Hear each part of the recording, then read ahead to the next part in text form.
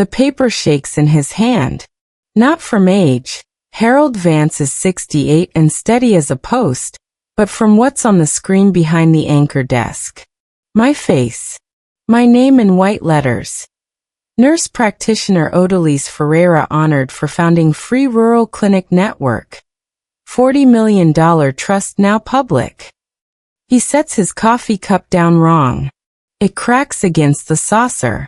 His wife, Marlene, says his name twice before he answers. On the television, I am shaking the hand of a state senator. I am wearing the blue cardigan that used to embarrass them at Thanksgiving. Marlene leans forward and reads the crawl at the bottom of the screen 3 times. Like the words might rearrange themselves into something she can live with. Neither of them says my name out loud. They just watch, mouths open, 40 years of assumptions collapsing in real time. This is Calm Revenge Tales. Every story we tell is about people who were underestimated and outlasted the people who did the underestimating. If you believe quiet people can still win, hit subscribe because tonight's story earns it. I was the third of 4 children, and the only one who didn't need saving. My brother Desmond needed his student loans paid off twice. My sister Priscilla needed a down payment, then a divorce lawyer, then a down payment again. My youngest brother, Thaddeus, needed bail once, though we didn't discuss that at dinner. I needed nothing. I became a nurse practitioner at 26, opened a rural health clinic in Kershaw County at 31 with a loan I paid off myself, and never asked my parents for $1 past my 18th birthday. To them, this made me the least interesting child. A person who doesn't need you is a person you stop watching. My mother, Regina, introduced me at parties as our nurse, never our daughter who runs 3 clinics. My father, Harold, asked about my siblings' children by name and asked about my patients by number. The one person in that house who ever asked what I actually did all day was my grandmother, Awilda. My father's mother, 79 years old, living in the converted sunroom because nobody else would take her. I drove out every Sunday. My parents called it checking on Grandma. Awilda called it the only day the phone doesn't feel heavy. She peeled potatoes while I charted. She asked about my patients by name. Awilda's 90th birthday landed on the same weekend as Desmond's engagement party, and my mother decided, out loud at the dinner table, like it was generous, that we could combine them, since Mother doesn't need much of a fuss. The venue was the Cotillion Room at the Peregrine Hotel, white tablecloths, a band that played standards nobody under 60 recognized. My mother called me 2 weeks out with the conditions. Awilda could come, but she'd sit at the small table near the kitchen doors. So she's not in anyone's photos, you understand, with the wheelchair. I understood exactly. My mother also mentioned, almost as an afterthought, that Awilda shouldn't make a scene about her diet, meaning, don't ask the caterer for anything soft enough for her to actually chew. I told my mother I'd bring Awilda's food myself. My mother said that was so like me, always working too hard for people who don't ask for anything. She meant it as an insult. Awilda, when I told her about the seating, went quiet for a moment and then said, Odalise, honey, I have sat at worse tables. Just don't let them make you small too. I promised her I wouldn't. I didn't know yet how literally that promise would be tested. The band was rehearsing Fly Me to the Moon when we walked in, and Awilda squeezed my hand and said it was her wedding song, 61 years ago, to a man none of the people in that room except her had ever met. The dinner service started at 7. Awilda sat at her small table by the kitchen doors in the good blue dress I'd bought her. A container of soft food I'd prepared myself tucked discreetly beside her water glass, because I didn't trust the kitchen not to send out something she couldn't manage with her dentures. She was doing fine. She was telling the caterer's assistant, a young man named Cyrus, about the wedding song. And he was smiling and refilling her water without being asked twice. Then my mother's cousin Dolores, 3 drinks in, decided the old lady in the corner was a topic for the toast microphone. She didn't say Awilda's name. She said, and let's not forget the original Vance matriarch, tucked away back there, still going strong, God love her. And the room laughed the way rooms laugh when they've been given permission to be cruel and call it affection. Awilda's hand went still on the tablecloth. My father, 3 tables away, laughed along. That was the line, not the joke itself. My father's laugh. I stood up. I didn't raise my voice. I said, her name is Awilda Vance. She's not tucked away. She's sitting exactly where you put her. The room went silent the way rooms go silent when they realize the joke has a witness who isn't laughing. My mother's face changed color in stages. She crossed the room in heels that clicked too fast for the moment to stay calm. She told me, quietly enough for only the nearest tables to hear, that I was humiliating the family, and that if I couldn't behave, I should take mother home. She used the word behave. I was 41 years old. I said, you're right. We're leaving. I said it like a decision, not a sentence being carried out. I wheeled Awilda's chair back from the table myself. Cyrus, the young caterer, packed her untouched food into a to-go container without being asked, his hands moving fast, his eyes on the floor. One of my mother's bridge friends, a woman named Corinne, half rose from her seat like she might say something. She sat back down. Nobody else moved. Awilda looked up at me as we reached the door and said, you didn't have to do that, but I'm glad you did.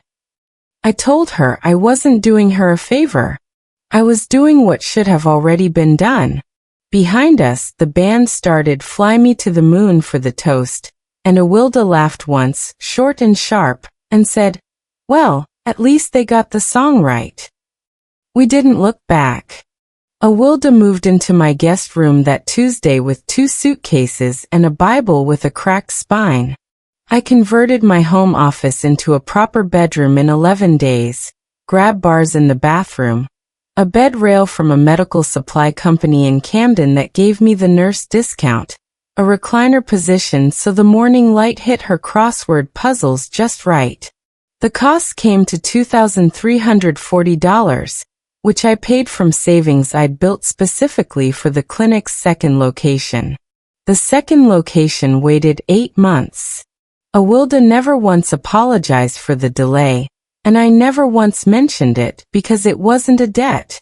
It was a choice, made once and remade every morning at 6 a.m. when I helped her from the bed to the chair before my first shift. My mother called 4 times in the first month. The offers were always the same shape. A check for Awilda's care, made out to a facility named Brookhaven Meadows 40 minutes away, on the condition that I stop making this difficult, and let the family handle it properly. I sent the checks back uncashed each time, with a note that said only, she's staying with me. My father called once near Christmas and asked, not offered, asked, whether I'd bring Awilda to the house so she doesn't feel forgotten on the holiday. I told him she wasn't forgotten. She was home. He didn't have a response to that. There was a long quiet on the line, the kind that used to make me want to fill it with an apology I didn't owe. I let it sit instead. He hung up first. Money got specific in ways it hadn't before. Groceries ran $180 a week higher with Awilda's soft food needs, and the protein shakes her doctor recommended. Her prescriptions, even with my insurance, came to $94 a month out of pocket. I picked up Saturday shifts at an urgent care in Camden. 6-hour blocks, $340 each, cash flow that filled the gap without touching the clinic's operating account.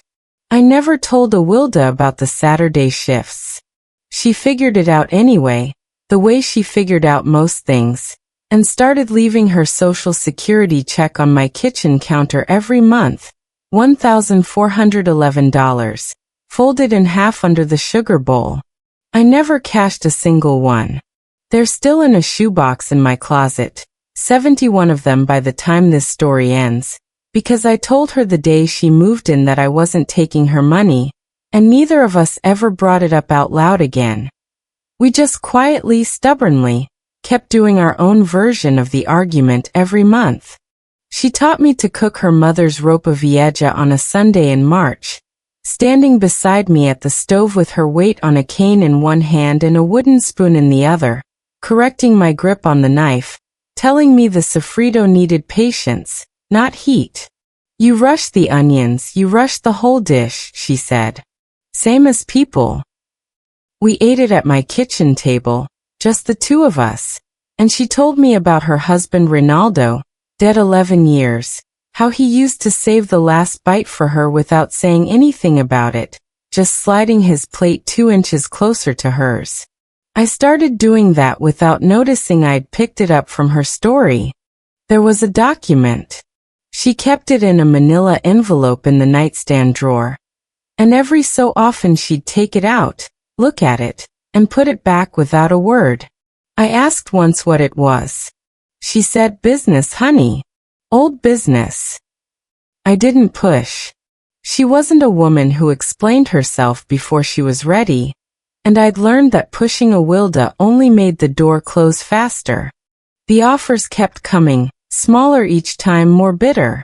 My sister Priscilla texted that I was punishing the whole family for one bad night. My brother Desmond, from his honeymoon, sent a message that said, Mom feels awful. Why can't you just let this go? I didn't answer either of them. Some questions aren't actually questions. They're requests for you to hand back the only leverage you've got. If you've ever chosen the harder, quieter right thing over the easier wrong one, and wondered if anyone would ever know, stay with me, because the rest of this story is coming, and I think you'll want to see where it lands. Subscribe now, so the rest of the story finds you. Awilda died on a Thursday in October, at 4:52 in the morning, in the bed in what used to be my office, with her hand in mine and the porch light on because she never liked waking up in the dark. She was 91. I called the family myself. My mother cried on the phone in a way that sounded correct, but not connected to anything, the way a smoke alarm sounds correct without meaning there's a fire.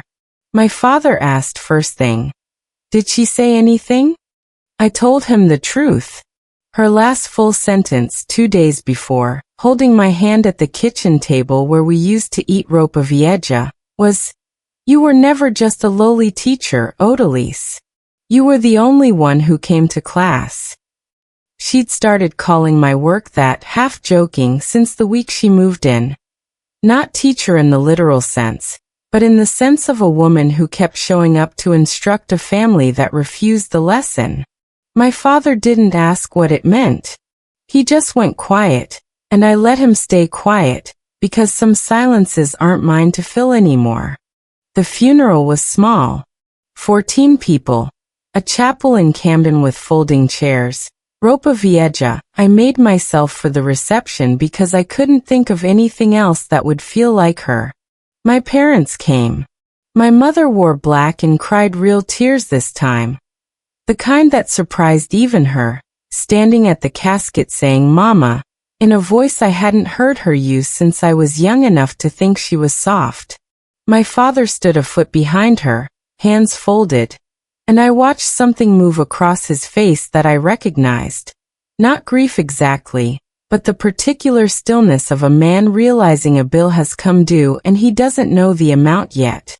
The lawyer's office was on the 3rd floor of a brick building on Broad Street in Camden, a firm called Instone and Ruiz, and the meeting was set for the second Tuesday in November at 10 a.m. My parents were there, Desmond and Priscilla too, Thaddeus by video call from Charlotte. I brought the manila envelope. I'd found it in Awilda's nightstand after the funeral, tucked behind her Bible, and I hadn't opened it. It wasn't mine to open, not yet, and something in me knew this was the room it belonged in. The lawyer, a woman named Consuela Instone, laid it out in plain numbers. Awilda Vance's estate totaled $2.1 million, largely from Ronaldo's life insurance and 40 years of a pension she'd never touched, invested quietly since 1987 by a financial advisor in Charlotte that not one member of the family had known existed.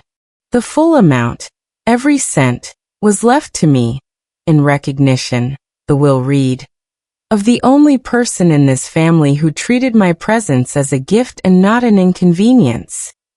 My mother made a sound I'd never heard her make, something between a laugh and a cough, and said, "That's not, she wouldn't. Mother didn't have that kind of money," as though the number itself was the injustice. My father's hands went still in his lap.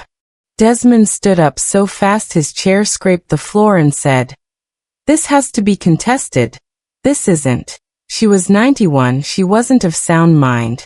And Consuela, without raising her voice, said the will had been drafted 11 years earlier, notarized, witnessed by 2 attorneys and a physician who'd since testified in writing to Awilda's full competency, updated only once, 3 years ago, to add a codicil. That was when I opened the envelope. Inside was a single page, handwritten, dated the week I'd started cooking ropa vieja with her at that stove.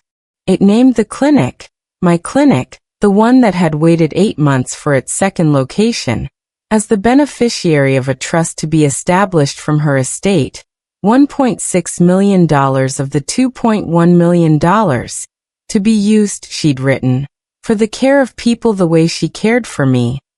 Without conditions, without a seat by the kitchen door. The remaining $500,000 was left to me directly, unconditionally. My mother was crying again, but this time it had an edge to it, something performed, something aimed at the room rather than at grief itself, and Priscilla reached over and patted her arm in a way that looked more like stage direction than comfort. Thaddeus, on the video call, had gone silent, his face doing something none of us could quite name. Not guilt, not yet, but the visible discomfort of a man realizing he'd laughed at that microphone joke too. My father hadn't moved. I watched him do the arithmetic he should have done years earlier. A nurse practitioner who never asked for money wasn't the least interesting child. She was the only one who'd never needed to ask, because she'd learned at Awilda's stove how to build something that didn't depend on anyone's permission. I spoke last, and I kept my voice level, the way I'd kept it at that microphone 8 months before. I said that I wasn't going to pretend this was only about money, because it wasn't, and I wasn't going to pretend the seat by the kitchen door was a small thing, because it wasn't that either. I said Awilda used to tell me I was never just a lowly teacher, that I was the only one who came to class. I said the lesson had been sitting in front of this family for 40 years, and the only tuition it ever cost was showing up on a Sunday. Nobody in the room said anything for a long moment. My mother's tears had stopped. My father looked, for the first time in my adult life, like a man who understood he was being spoken to and not just spoken at. I offered my parents one thing before we left that office, and I meant it. I told them the guest room, Awilda's room, still had her recliner in it, still caught the morning light the same way, and if either of them ever wanted to sit in it and understand why she chose what she chose, the door was open. My mother said that wouldn't be necessary. My father said nothing at all. I didn't ask twice. Some doors you hold open once, and if nobody walks through, that's an answer too, and you're allowed to close it without guilt. The trust was established within 4 months, filed in public, the way Awilda had specified. No quiet family arrangement, no private handshake, everything documented at the courthouse in her own name, so it couldn't be undone by anyone's later regret. The clinic's second location opened that spring in a storefront in Lugoff, and the plaque by the door reads, "At Awilda's written instruction." in memory of Awilda Vance, who was never tucked away. Dolores, the cousin who made the joke, apologized to me by letter 8 months later. I never wrote back, and I don't feel the absence of that letter as unfinished business. My mother and I speak twice a year, at holidays, in the specific, careful tone of two people handling something breakable. My father visits the clinic sometimes, unannounced, and stands in the waiting room reading the plaque. And we've never once discussed what he's doing there. That's fine. Some reckonings don't need a conversation to be real. The word my mother used at that dinner, behave, turned out to be the hinge the whole story swung on. She meant it as a leash. It became, instead, the thing everyone in that room remembered when the will was read. The moment they realized the daughter who behaved had simply been building something they couldn't see. Most Sunday mornings now I still cook. Ropa vieja, her recipe, her grip on the knife, patience with the onions. I set 2 plates out of habit before I remember, and instead of putting the second one away, I slide it 2 inches toward the empty chair, the way Reynaldo used to do for her, the way I picked it up without meaning to. That's the whole inheritance, really. Not the number filed at the courthouse, but a gesture I do without thinking, that came from a woman the rest of my family sat by the kitchen door.